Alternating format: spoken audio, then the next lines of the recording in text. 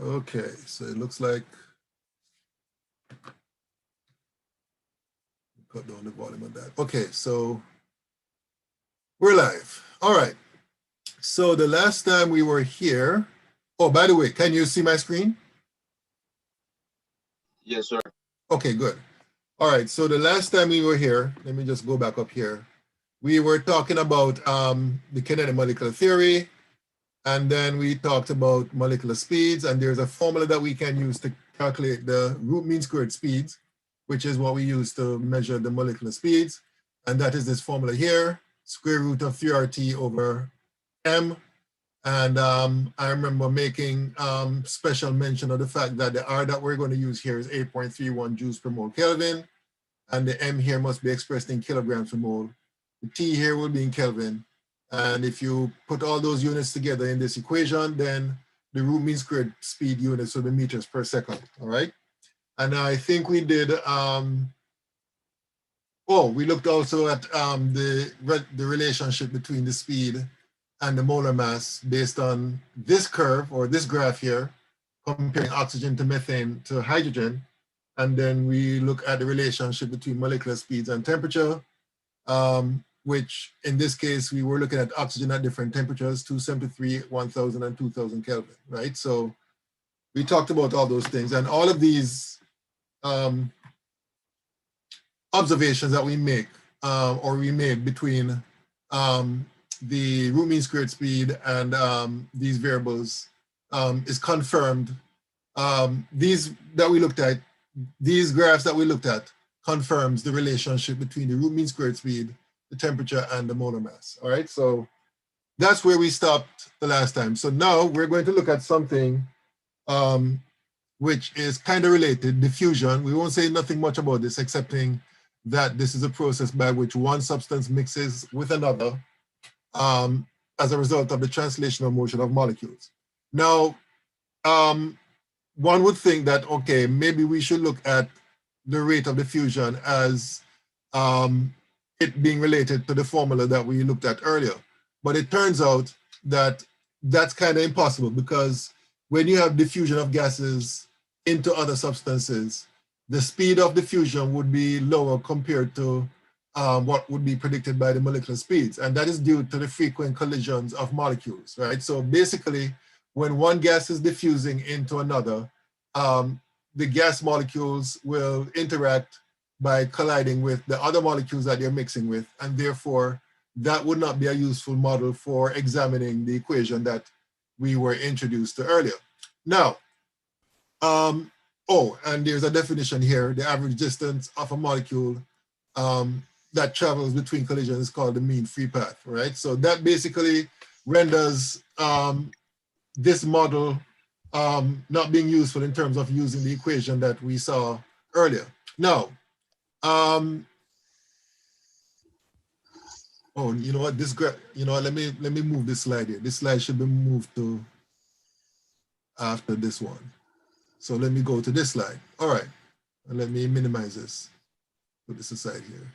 Okay, so what I want to talk to next, which we're going to spend more time on, is effusion. And effusion is different from diffusion, even though, let me warn you that in some textbooks and even some questions that you might see online, you might see effusion and diffusion being used as if they mean the same thing, but they're not the same thing, all right? Diffusion is what happens when one substance is spread into another substance. Now, effusion, as stated here, is a process in which a gas escapes from its container through a tiny hole or orifice into a vacuum, all right? So for example, if you have a container with, in this case, two gases, one which is heavier, represented by the blue spheres, and one which is lighter, represented by the red spheres, and outside you have a vacuum, right? So basically when these gas particles escape through a small hole into the vacuum, we call that effusion. And what you'll find is that the rate of effusion is dependent on the size of the gas particles. As stated here, the heavier molecules will move more slowly, and therefore the rate of effusion will be lower compared to the rate of effusion for lighter molecules, all right? And the reason why that is so is because for the same energy, or the same amount of energy, the kinetic or velocity of the particles for the heavier particles would be slower. Let me just remind you of the equation relating to rate, or root mean squared speed. Write it here. That is equal to the square root of 3RT over uppercase M. All right, so that's root mean squared speed, right? So basically, we can make the prediction that we observe here by looking at the relationship between the root mean squared speed and the molar mass. It's an inverse square root relationship. So what this suggests is that the heavier the mass of the particle, the slower will be the rate of effusion if the temperature is the same and held fixed, all right? Now, so basically, that's the point being made here. Unfortunately, I wrote over that point here. Let me erase this here. So effusion is simpler than diffusion, since effusion does not involve molecular collision. So therefore, what that means is that the equation I just showed you works well in terms of predicting the rate of effusion as opposed to the rate of diffusion. And the reason why is because unlike diffusion, effusion does not involve molecular collisions. So as I stated earlier, when the temperature is fixed, the rate of effusion of gas molecules are inversely proportional to the square root of their molar masses. And we can see that in this expression that is shown here. So for gas 1, this is the equation for its molecular speed. For gas 2, this is the equation for its molecular speed. So when you simplify this by canceling out 3RT here and here, then you end up with this equation here. Rate of effusion of gas 1 divided by rate of effusion of gas 2 is equal to the square root of molar mass of gas 2 divided by the molar mass of gas 1, all right? So that's basically what we call Graham's law of effusion, right? So this is Graham's law stated in words, and down here you have Graham's law stated mathematically, all right? Now, that brings us to this example right here, okay? Now,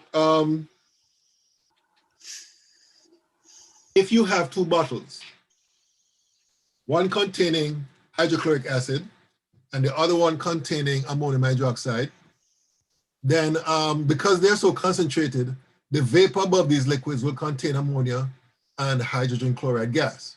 Now, if these two gases are brought together, then they will react to form a solid, which is ammonium chloride, all right? So what you see here are these two bottles of these two different substances being pushed close to each other. And what you'll notice after a time is that you see a kind of smoky appearance, a smoky substance appearing at the mouth of the bottle of hydrochloric acid, all right? Now, that smoky substance is actually ammonium chloride solid being formed. So this brings to us the question, why is it that the ammonium chloride that is formed, why is it formed closer to the bottle containing hydrogen chloride and not anywhere near the bottle containing ammonium hydroxide? So that's a question I'm going to throw out to you.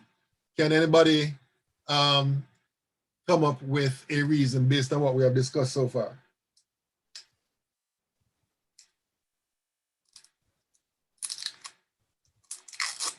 Anybody? Why is it that the ammonium chloride that is formed will be formed at the mouth of the bottle containing the hydrochloric acid and not anywhere near the mouth of the bottle containing the ammonium hydroxide?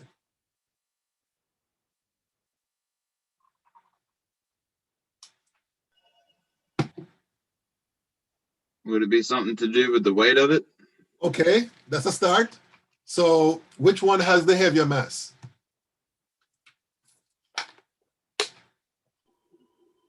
NH3? Let's see, nitrogen is about 14 and hydrogen is about 1 times 3. So this would be about 17 AMU. And the HCl, hydrogen is about 1, the chlorine is about 35.5, so this is 36.5. All right? So it's actually the hydrogen chloride that is heavier. Okay, so how does this lead to the fact that the ammonium chloride is formed at the mouth of the bottle containing the HCl.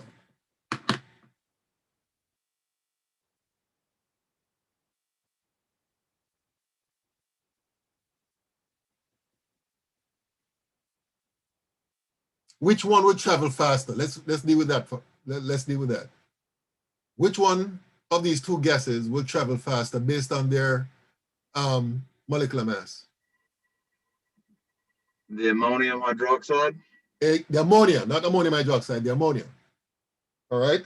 The ammonia will travel faster. So therefore, that's a reason why they will meet closer to where the hydrochloric acid is, because the ammonia will travel faster and therefore would be further away from the bottle containing ammonium hydroxide and meet somewhere closer to, meet the hydrogen chloride closer to where the hydrogen chloride is, all right? So that explains why that is observed, all right? I want to show you something that I remember when I was in high school. My chemistry teacher back then, he did a demonstration which basically uses these two same substances. Let me go here. Okay, what is this here? Okay, there's something wrong with this. Let me get rid of that. And let me go to the, okay, let me use this to write.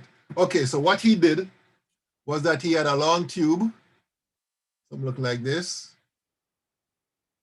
and glass tube, it was a glass tube, and at one end it was stopped up with a cotton, piece of cotton, which was soaked with concentrated HCl, and the other end was stoppered with cotton, a piece of cotton, which was soaked with concentrated ammonia.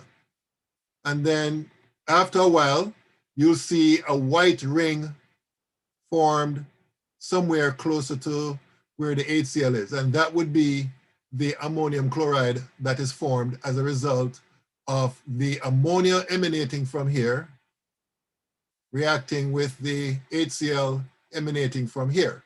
But because the ammonia travels faster, they will meet somewhere closer to where the hydrochloric acid cotton is, all right? So that again demonstrates the fact that due to the lower molecular weight of the ammonia, it will travel faster and therefore will meet the hydrogen chloride closer to where the cotton soaked with hydrochloric acid is, all right? So that's just another demonstration of the relative rates of the speeds of ammonia and hydrochloric acid.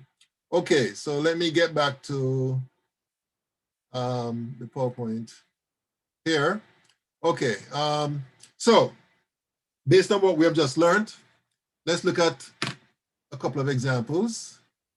So in this example, it says, if compared under the same conditions, how much faster than helium does hydrogen effuse through a tiny hole, all right?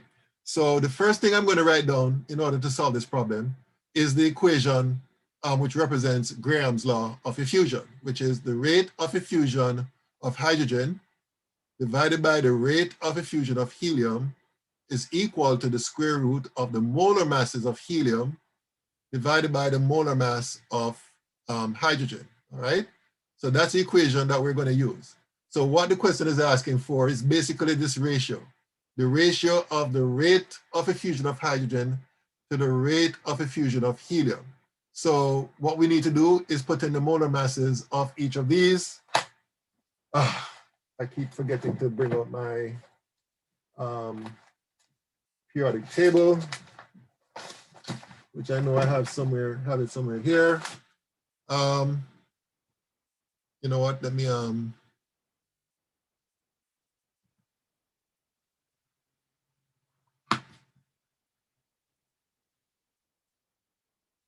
go back to this. Okay, so let me go. I'm going to search for the molar masses of okay,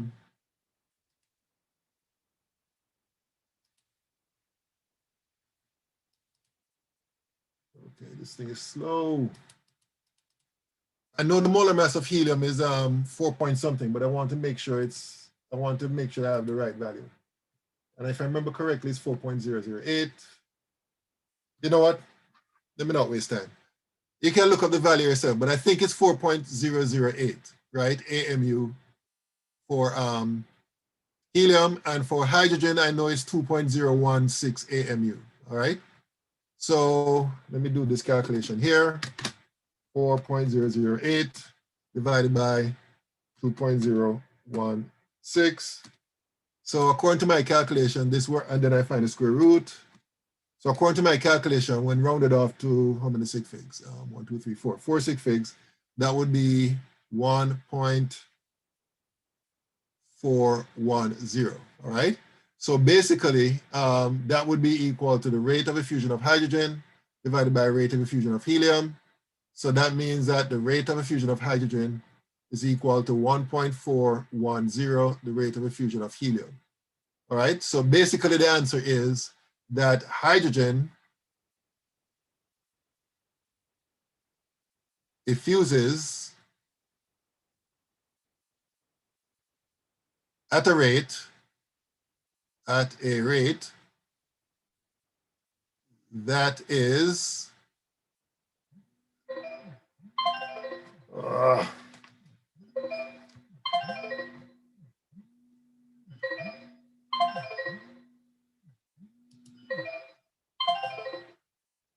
okay, I'm sorry about that. The phone just went off. Okay, where am I? Rate that is 1.410 times that of helium.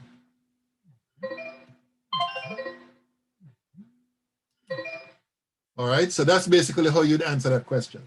All right. Okay, any questions about this one? Any questions?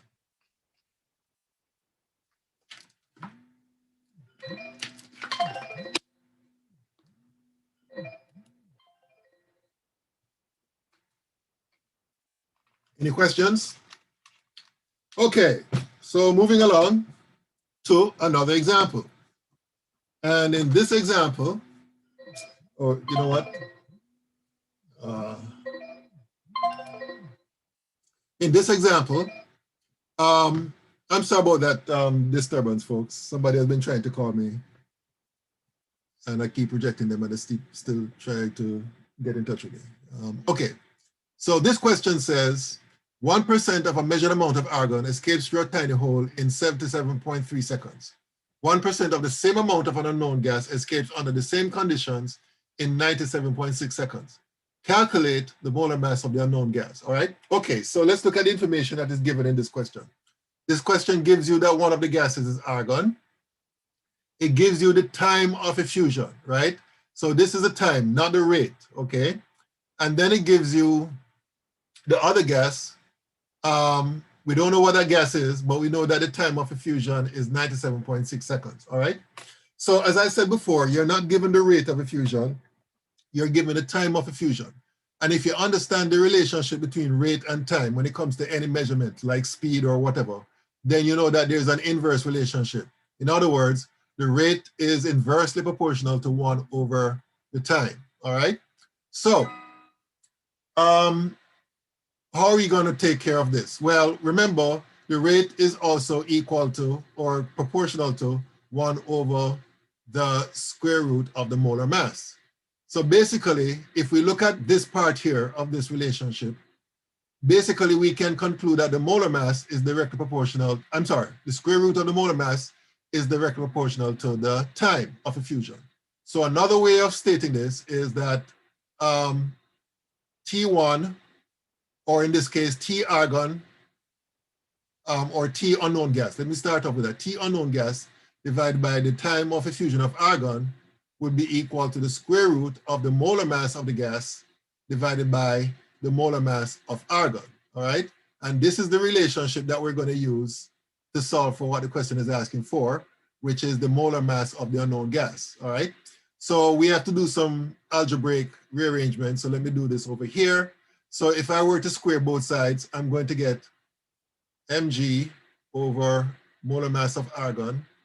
That is going to be equal to Tg divided by time of effusion of argon squared, which implies that the molar mass of the gas would be equal to the molar mass of argon times Tg over TAR squared. And then we put the numbers in. So the molar mass of argon, let me see if I can find it this time.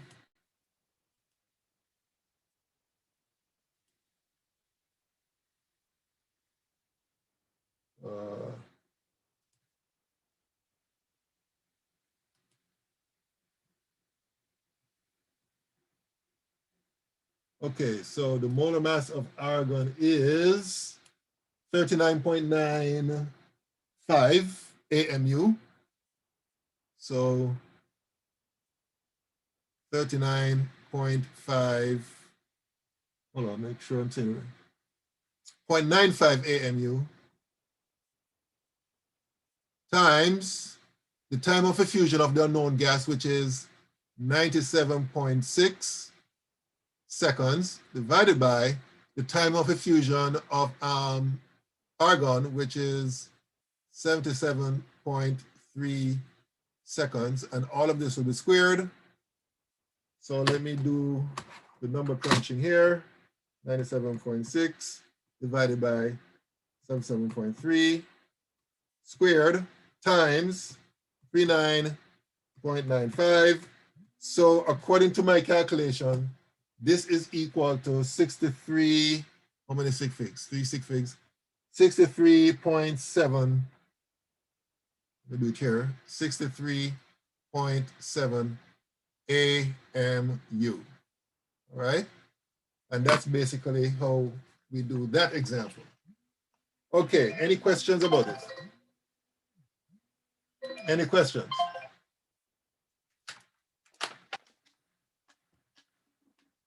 Okay, so let me move on to the next slide. You know what? Give me a minute. Let me deal with this person here, and I get right back to you.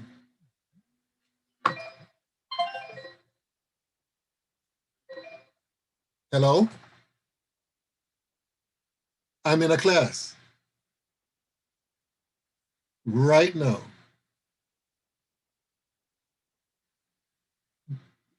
(10:45).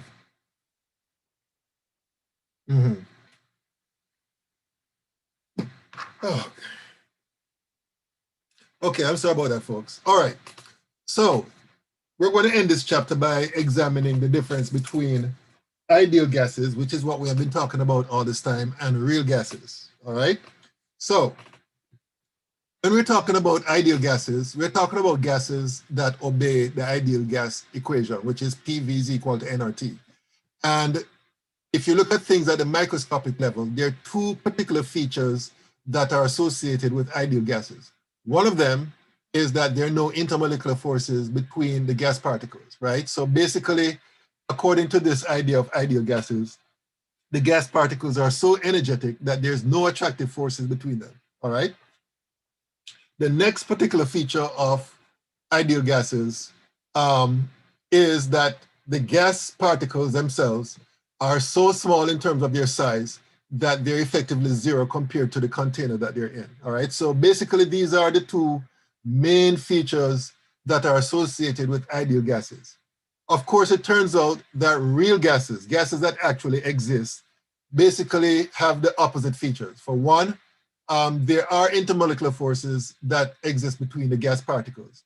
As a result of those intermolecular forces, the pressure that is exerted by a real gas is expected to be less than the pressure exerted by an ideal gas. And I'll explain why that is so shortly. The other feature is that when it comes to the size of the particles of real gases, their particle size are not zero. They're small, very small, but definitely not zero, all right? So that's the difference. Those are the two main differences between an ideal gas and a real gas. Now to demonstrate, well, before we get to the demonstration. So this begs a question. Okay, what can we do to make an ideal gas behave more and more like a real gas, all right? And the answer is basically two things you can do. One is that you can elevate the temperature. So at high temperatures, the ideal gas will, the real gas will behave more like an ideal gas, and you can lower the pressure, right? So under those two conditions, what you'll find is that real gases will behave more and more like an ideal gas, all right? Now, in terms of the quantitative relationships between the different variables well, let me get to this first, and then we'll talk about the quantitative relationships. So what I'm about to show you here is a demonstration, a pictorial demonstration of the difference between an ideal gas and a real gas in terms of the forces of attraction between the particles. Now, what you see here on the screen is a model representing the ideal gas. This gas particle is about to hit the wall of the container, right? And as you can see, this particle here is not in any way affected by the other particles surrounding it. So therefore, this will hit the wall of the container with a considerable force, and therefore the gas itself will exert a certain amount of pressure on the wall of the container, right? So this is the ideal situation. In the case of the non-ideal situation, however, what you'll have are attractive forces that exist between the particle about to hit the wall and the surrounding particles, right? And because of these attractive forces, the impact with which this hits the wall will be less compared to what we have here in the ideal situation. So therefore, as a result, the pressure exerted by the real gas, you'd expect it to be lower compared to the pressure exerted by the ideal gas, all right? So this demonstrates the difference between real gases and ideal gases when it comes to the intermolecular forces that exist between the gas particles. Okay, so I was about to mention the quantitative relationships now between different variables, comparing ideal gases to real gases. So we all know the ideal gas equation, PV is equal to nRT, right? And this is assuming that, you know, there are no interaction between the particles and the particle volumes are very small, effectively zero, all right? Now, a Dutch scientist by the name of Van der Waal, excuse me 1 minute,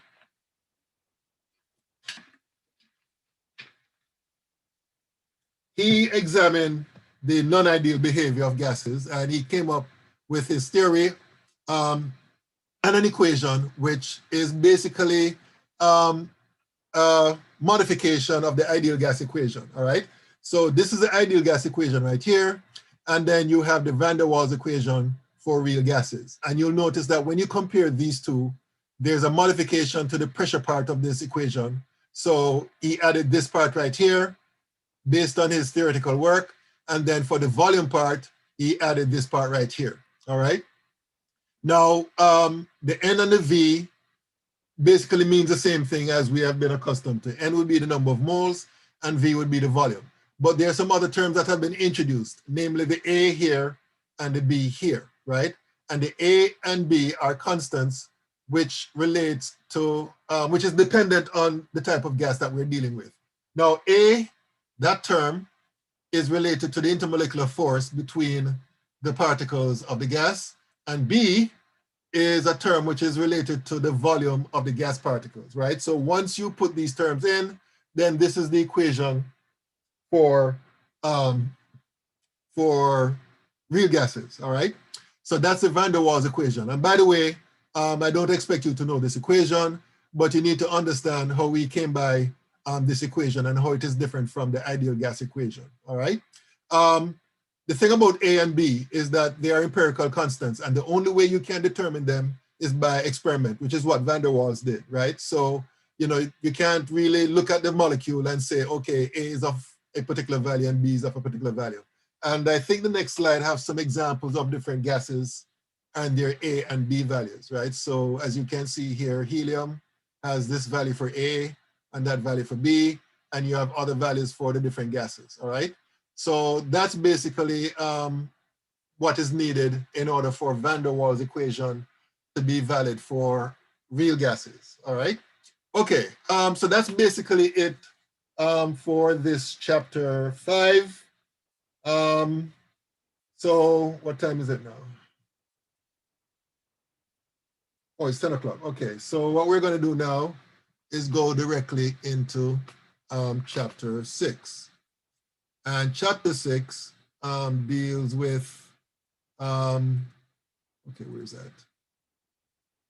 Chapter 6 deals with thermochemistry. Thermochemistry is basically, as the term suggests, that area of chemistry which looks at heat changes or energy changes in chemical reactions, all right? So as such, we need to be introduced to certain terms before we get into the actual thermochemistry part of this chapter. And one of the terms that we need to be introduced to is this term energy, which literally means, I think it's from a Latin word, which literally means work within.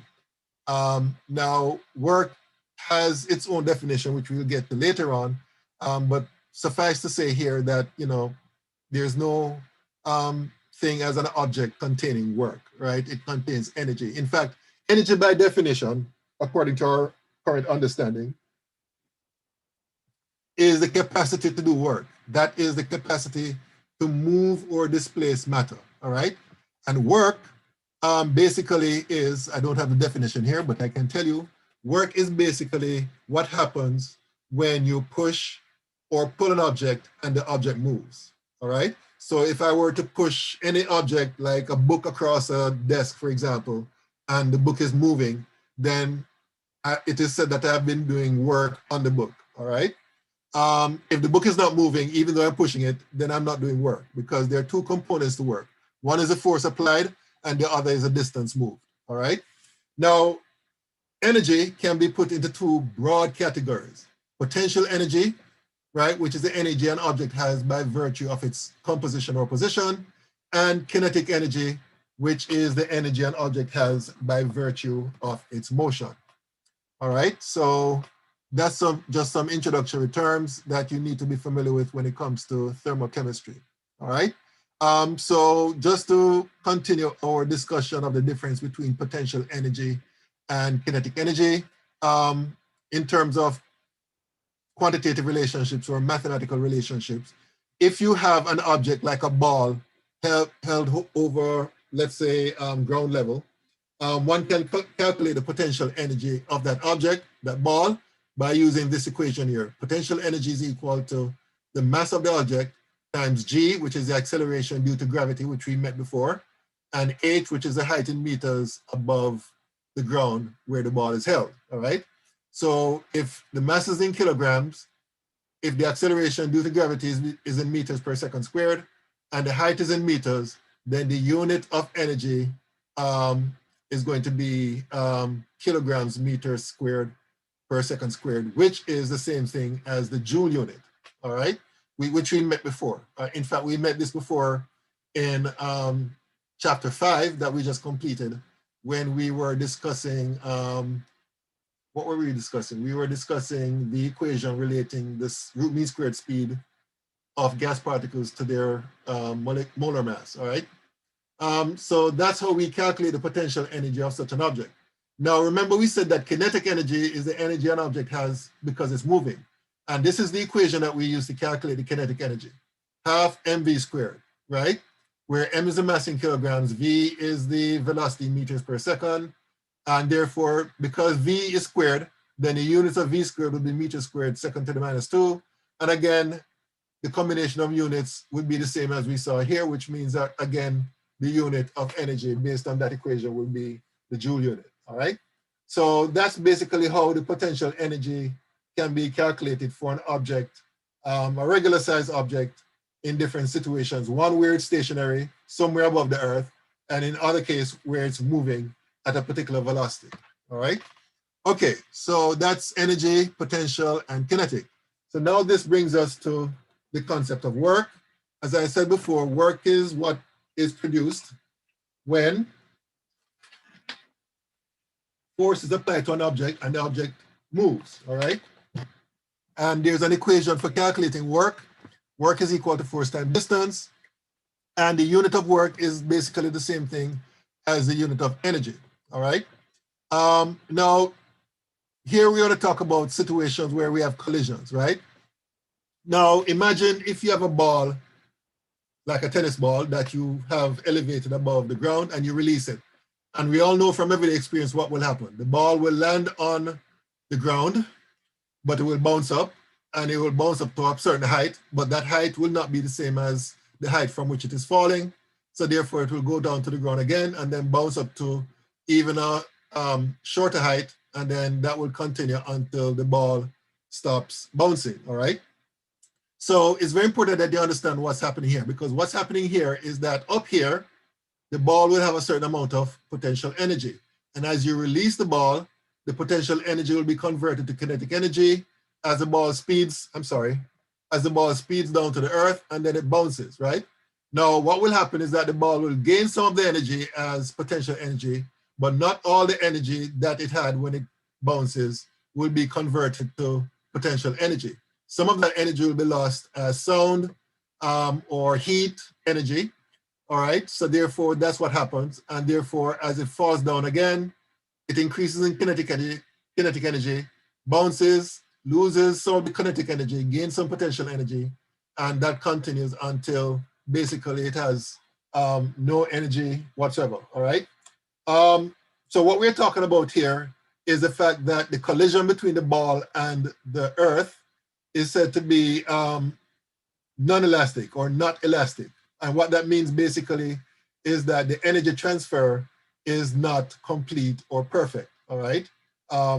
If it were perfect, then what would happen is that when the ball bounces from here, it will gain all the potential energy that it had as kinetic energy down here, and therefore it will come up to the same height as the original height from which it was released, and that will continue onwards, all right? So that applies a lot in real world collisions, even at the microscopic level, all right? Okay, so that's basically all I'm gonna say about that. So let's talk about thermochemistry. As I said before, thermochemistry is that area of chemistry which deals with energy changes in chemical reactions, and even in some non-chemical reactions, all right? But we'll be looking at chemical reactions later on in this chapter, all right? Now, in order for us to appreciate what's going on in chemical reactions and thermochemistry and all of that, we have to make sure that we make a distinction between what is known as the system and the universe, all right? In fact, the system, let me talk about that first, is basically our focus of interest. So for example, the system in the context of chemistry would be, for example, a reaction that is taking place in a vessel, like a beaker or a test tube, all right? Now, the rest of the universe would be the surroundings, all right? So basically, it is true to say that the system plus the surroundings would be equal to the universe, all right? And what we'll be looking at is basically how chemical changes in a system, how that can affect the surroundings, and also vice versa, how the surroundings affect what's going on in the system, all right? Now, when it comes to systems, there are three types, all right? And they are shown here. The first type that is shown here, this is called an open system. An open system is one where you have exchange of energy and matter between the system and the surroundings, right? That's an open system. A closed system is different, where there is an exchange of energy between the system and surrounding, but in terms of the matter, there's no exchange, right? There's no exchange of matter between the system and surroundings, right? Only energy changes that can take place as far as the closed system is concerned. And then we get to what is known as an isolated system. In an isolated system, there's no exchange of matter or energy between the system and surroundings, all right? So again, this is something that you need to understand. You need to make a distinction between these different types of systems. In most cases, when it comes to chemical reactions, we're talking about closed systems. But however, you can also have systems where you make it such that there's no exchange of matter or energy between the system and surroundings. So therefore, you can create an isolated system to examine particular features, especially when it comes to energy changes for certain chemical reactions. Okay, some other terms that you need to know: internal energy. That is the total energy contained within a system, partly as kinetic energy and partly as potential energy. And if you look at things at the microscopic level or the molecular level, you'll see that there are three types of kinetic energy. You have translational motion, such as demonstrated by these models here. You have rotational motion, where you have the molecule rotating around a particular axis. And then you have vibrational motion, where you have, the way to look at this, if you examine a bond between two atoms acting like a spring, then you have the vibration around that spring, as you can see demonstrated by the arrows here, where the particles or the atoms are brought close to each other, and then they repel each other, and then they're brought closer to each other again. So you have that back and forth taking place in the vibrational motion. So these are the three types of molecular motions when it comes to the kinetic part of the internal energy within a system. And then when it comes to the potential energy part, that's mostly intramolecular interactions, right? So for example, the type of interaction that takes place in a covalent bond, which involves a pair of electrons being shared between two atoms, the energy that holds that system together, that's an example of potential energy. You can also have some intermolecular forces that exist between molecules. Now, we'll be looking at this much later on, I think in chapter 9 or 10, if I'm not mistaken. But just to briefly describe what's happening here, in some cases, you might have forces of attraction between one end of a molecule and another end, right? So energy is needed to break that interaction, and that's another example of potential energy. So that's an intermolecular interaction as opposed to an intramolecular interaction that exists between atoms held together by a covalent bond. Okay, another term that we need to talk about is this term here, heat. What do we mean by heat? Well, heat is the energy transfer resulting from thermal differences between system and surroundings. So, and by the way, the symbol that is used universally for heat is Q, all right? So when we're talking about thermal differences, we're talking about differences in temperature, right? So basically, and we know this from our everyday experience, if you have one object which is hotter than the other, and they come into contact with each other, then basically what will happen eventually is that the one with the higher temperature will lose some temperature, and the one with the lower temperature, its temperature is going to increase until both objects will have the same temperature. And the reason why that happens is because there's an energy transfer from the hotter object to the cooler object, and that energy transfer continues until, as I said before, the temperature of both objects are the same. And we call that point, we say that the system is at a point of thermal equilibrium where the temperatures are the same, all right? So that's basically what heat is all about. Heat is the energy that results from temperature difference between two different substances, and you have heat transfer from the hotter object to the cooler object. And this concept is going to become very important later on when we do certain calculations, all right? But that's for later on. Okay, this is just a demonstration of what we just described. So imagine, if you will, you have two gases, argon on one side, nitrogen on the other side, right? And you have a hypothetical thin wall, right, which allows for the transfer of heat energy across that wall, right? So basically, in this particular situation, you have argon here, which is more energetic, and therefore its temperature would be higher. The nitrogen here is less energetic, its temperature will be lower. So basically what will happen is that as the argon atoms strike the hypothetical thin wall, it will lose energy, and the energy will be transferred to the nitrogen molecules, right? And therefore you have that heat transfer that is taking place between, in this case, the argon and the nitrogen, all right? Okay, so let me move on to, we're going to look at work in more detail. We talk about what work is already. But one way of looking at work is that it's an energy transfer between a system and a surrounding, but it's not due to temperature differences, which is what heat is. Now, if you recall from the gas laws, well, actually the ideal gas law, PV is equal to nRT, right?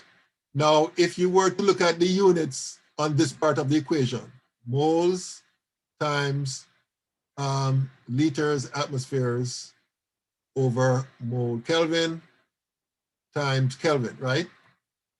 What will happen is that the Kelvin units will cancel out, the mole units will cancel out. So what you'll be left with is liters atmospheres, right? Now, liters atmospheres can be converted to joules, right? So joules, of course, is a unit of energy. So the PV part here is actually a measure of energy or work depending on the situation. Now, in this case, we'll be looking at PV in terms of work. And the system that we're going to use to demonstrate this is what you're seeing here on the screen. So imagine, if you will, you have a gas that is trapped in a container and it is sealed by a movable piston. So imagine that this piston here, this plate, can move freely without any friction against the walls of the container. So this is the gas at a particular volume, and you can go from here to here where the gas would be at another volume, right? So if this was the initial volume, then going from here to here would be expansion. But if this were the initial volume, going from here to here would be compression, right? So basically, if the gas is expanding from here to here, right? Then basically what will be happening is that the work done by the gas, well, work will be done by the gas versus the surroundings, because the gas is expanding against the surroundings. On the other hand, if you're going from here to here, then basically work will be done by the surroundings against the gas, and therefore the energy of the gas here would increase, all right? So that's basically what's happening in this simple system. So just to recap a bit, going from here to here, right? If the gas is expanding, then basically the gas is expending work against the surroundings, and therefore the gas will have less energy as it expands. On the other hand, if you're going from here to here, you're compressing the gas. That means that work is done by the surroundings on the gas, and therefore the energy of the gas here would be higher, all right? Because energy is done on the gas, and therefore energy will be imparted to the gas, and the gas would have a higher energy when compressed. Okay, so let's look at how we calculate work. So to calculate work for such a system, this is the equation we're going to use, right? W is equal to minus P delta V, right? Now, in fact, let me just do something up here. The actual equation that you would use, would be W is equal to minus delta, and this is some math right here, minus delta PV, which is equal to minus P, minus delta PV, and let me put this in parentheses here, plus minus P delta V, right? Now, in this particular case,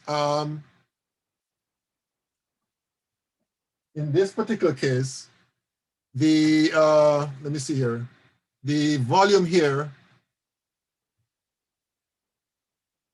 delta P here would be 0. So therefore, this would be 0, all right?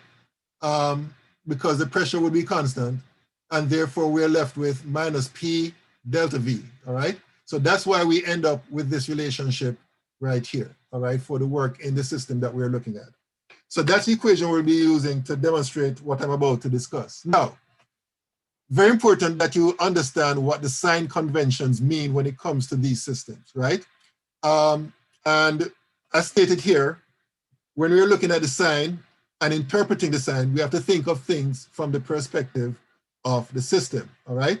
So if work is done by the system, if the system is doing work, what that means is that the sign of the work would be negative because the system is losing energy, right? So if work is done by the system, if you think about it, it makes sense in terms of this equation right here.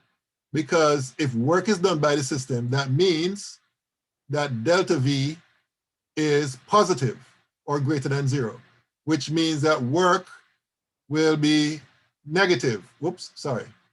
Because work is equal to minus P times delta V. If delta V is positive and you have a minus sign here, that means work would be negative, which means that the system will be losing energy as a result. All right? So that's what happens in the case of expansion, right? Delta V is greater than 0. On the other hand, so that is what is stated here. Expansion is basically when work is done by the system. So we're talking about going from here to here, all right? Now, if on the other hand, the system is being compressed or if the volume is being reduced, right? Then that means that, now remember we said that W is equal to minus P delta V, right? So if delta V is negative, which is what compression is, because this is negative and because you have a minus sign here, that means W would be, okay, I'm doing,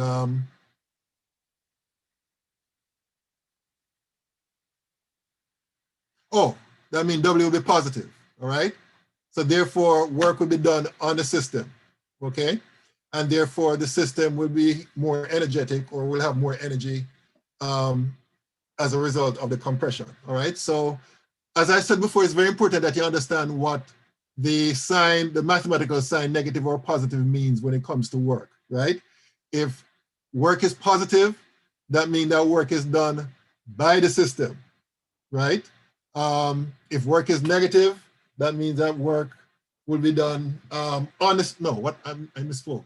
If work is positive, that means that work is done on the system and therefore the system gains more energy.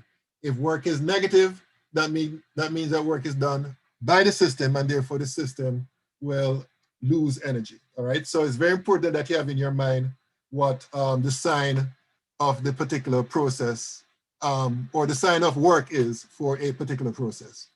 Okay, any questions about the sign of work or calculating work based on this simple system? Any questions? Okay.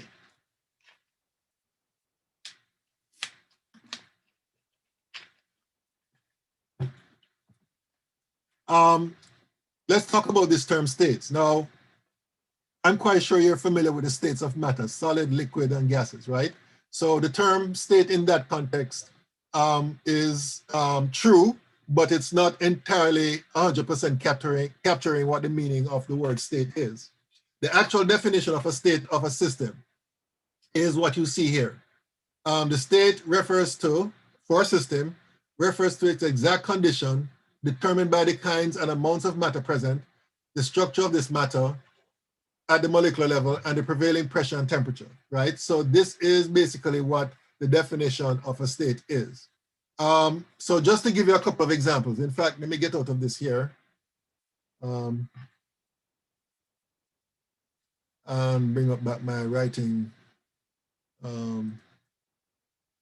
tablet here.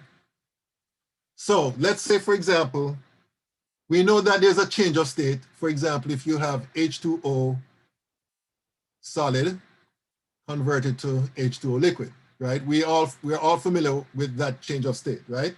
Because of course you have a change in the phase from the solid state to the liquid state, all right? Now, here's an example where there's no change of phase, but there's a change of state.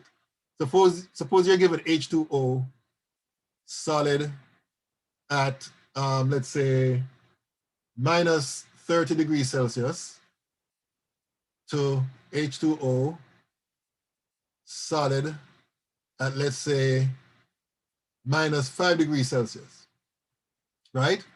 Now, believe it or not, this represents a change of state. Why? Simply because the temperature has changed, right? It will still be in a solid state, but because there's a temperature change from minus 30 degrees to minus 5 degrees Celsius, we say that there's a change in state for the water molecule. And that's because there is a change of a lot of things that is taking place, especially in terms of energy, right? Believe it or not, the H2O solid at 5 degrees is more energetic compared to the H2O solid at minus 30 degrees.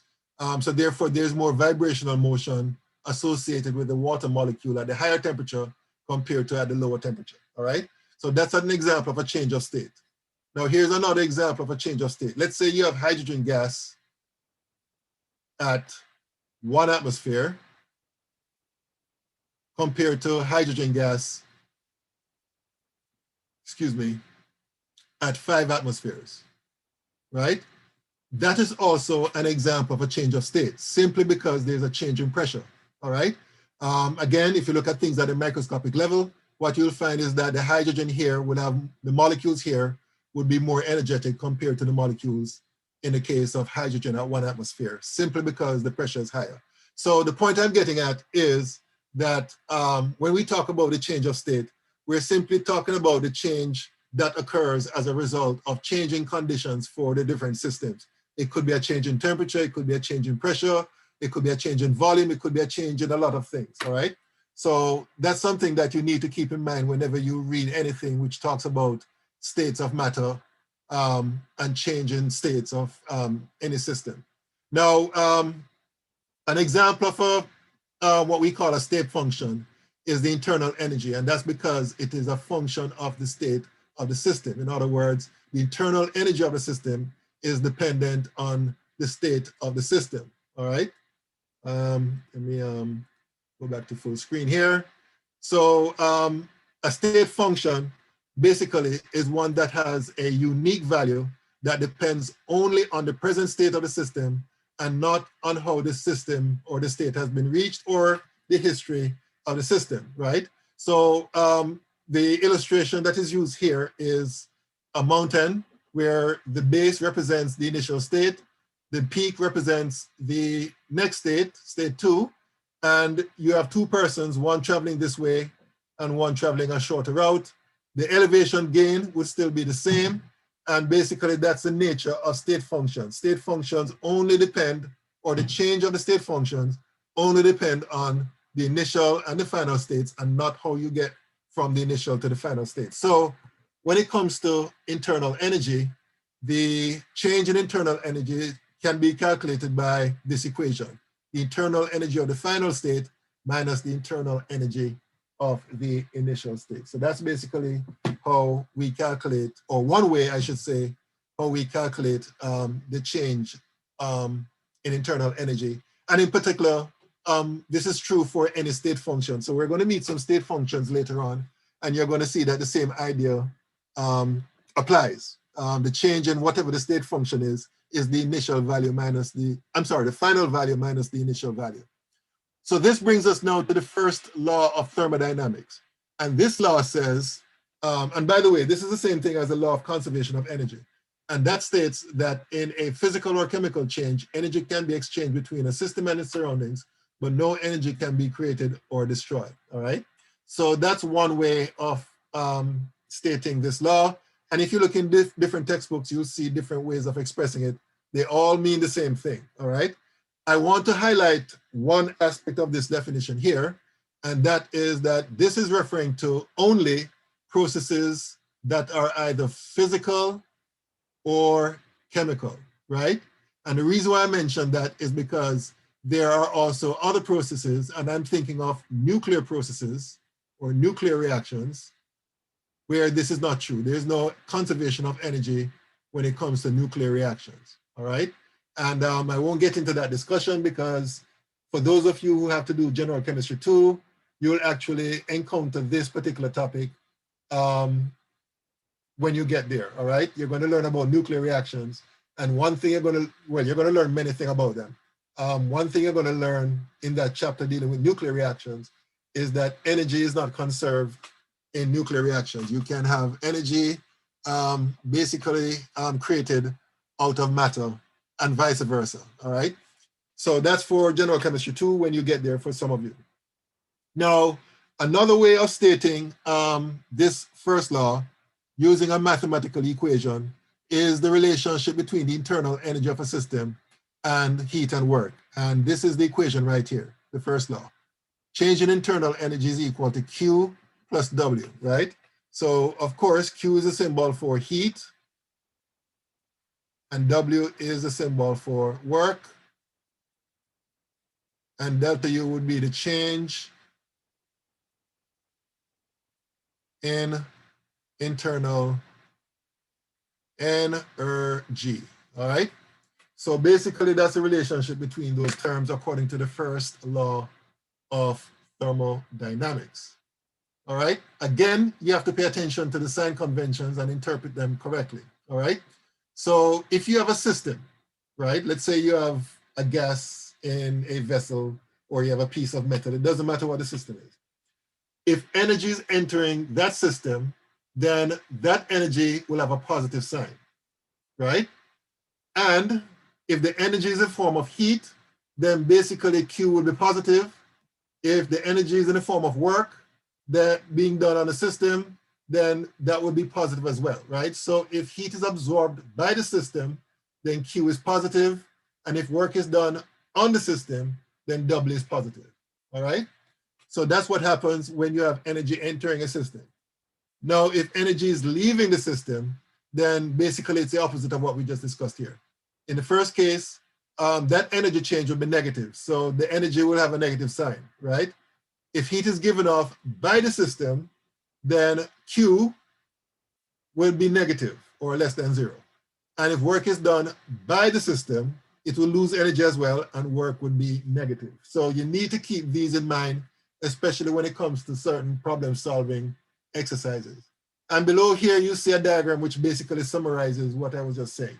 So basically, if heat is entering the system or work is done on the system, they're both positive, right? On the other hand, if heat is leaving the system or work is done by the system, then those values will be both negative. All right? So that's important for you to understand because, oh, I thought I had an example here. Hold on 1 minute. Oh, shoot. Where did that, okay, I thought there was an example that I had here. You know what? Let me, just to illustrate this, let me see how much time we have left. Let me go on Google for a minute and see if I can find an example. So let me do First Law of Thermodynamics example. Let's see if I can find a question here.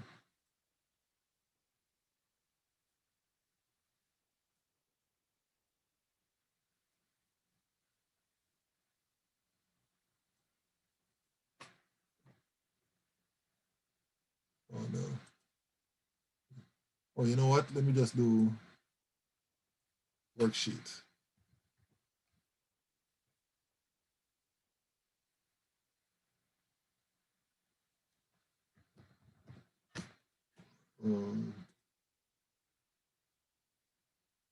Okay, let me scroll down. Okay, here's one. I'm going to steal this here. And I'm going to copy and paste it. Let me go here. Let me insert new slide. And let me copy and paste this here. Let me take this out. And let me go back to full screen. Okay, so here's a question. 900 joules of heat are added to a system, and 200 joules of work are done on the system. What is the value of, okay, now in some textbooks, you'll see E being used instead of U for internal energy. They both mean the same thing, all right? So this is talking about change in internal energy. So let's do this question. So delta U is equal to Q plus W, right?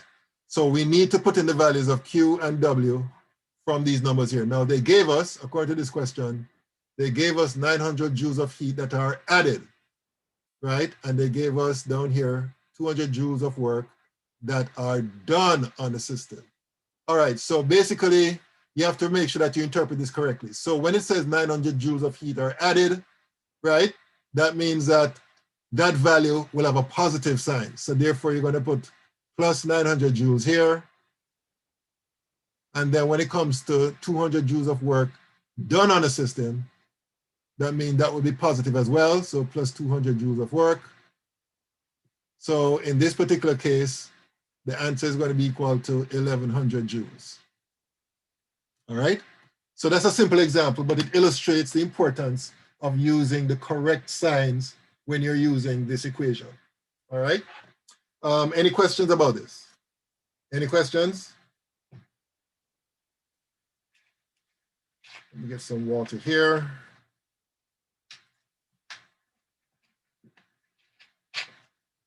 Okay, so what next? Let's see how much time we have left here. 9 minutes. Okay, I think this will be the very last slide we're going to talk about. So another definition here that you need to be aware of, heat of reaction. And basically that is the amount of heat energy that is exchanged between the system and surroundings for a reaction. Now, when it comes to heat of reactions, there are two types, right, of reactions. You have what are known as exothermic reactions and what are known as endothermic reactions, right? So in an exothermic reaction, for isolated systems, what you'll find is that the temperature of that system will increase, right? Remember, in an isolated system, there's no exchange of energy between system and surroundings, all right? So basically, all the heat change that is generated here will result in a temperature increase for that system, right? For non-isolated system, heat is given off to the surroundings, right? Because you have exchange of heat energy in such system between system and surroundings. And therefore, as far as the system is concerned, Q is negative because heat is given off. It is losing heat energy and therefore Q is negative. On the other hand, in the case of endothermic reactions, when it comes to isolated systems, there will be a decrease in temperature. And in the case of non-isolated systems, what will happen is that heat will be absorbed from the surroundings. And therefore, as a result, Q will be positive for such systems. So in short, when it comes to heat exchange between system and surroundings for reactions, in the case of exothermic reactions, heat will be given off and therefore Q is negative. For non-isolated systems and for endothermic reactions, heat will be absorbed and Q will be positive. And there's a simple demonstration we can see demonstrating these two types of reactions. If I had a test tube and let's say I add sodium hydroxide, a few pellets of sodium hydroxide to it, if you were to feel the outside of the test tube, it's going to feel hot.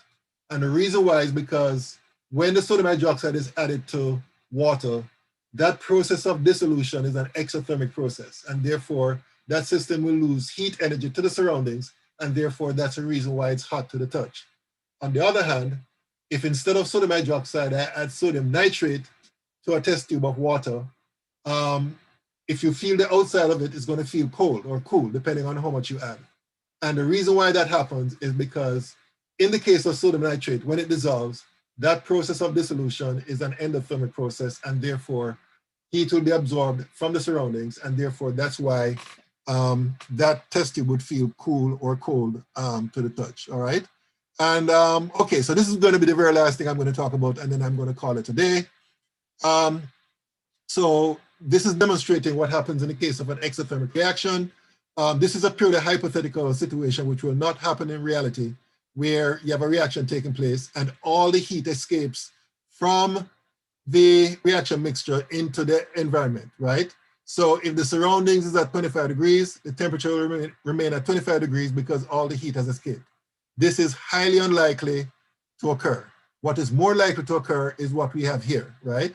Where some of the heat from this exothermic reaction will escape into the environment or the surroundings, but the rest will serve to increase the temperature of what is left inside the mixture, and therefore the temperature will increase from the surrounding temperature to 25 degrees, of 25 degrees to this temperature of 32.2 degrees. And then in an isolated system, as seen here, where there's no escape of heat whatsoever, the temperature will rise even further, all right? So that's what happens in each of these cases where we're having an exothermic reaction taking place. Now, in the case of an endothermic reaction, the opposite is going to take place. In other words, the temperature will decrease in both these cases. And in the case of the last case here, the temperature will decrease to a much greater extent compared to what we have here, all right? Okay, so this is where we're going to stop for today. But before you leave, I just want to say that couple of things. One, I'll be posting your next quiz assignment by tomorrow, so please look out for that. And I think that quiz assignment will be based on chapters, I think the last quiz assignment was based on chapter 3, so the next one will be based on chapters 4 and 5. And your next exam will be posted on Monday, so that will be test number 2, and that will be based on chapters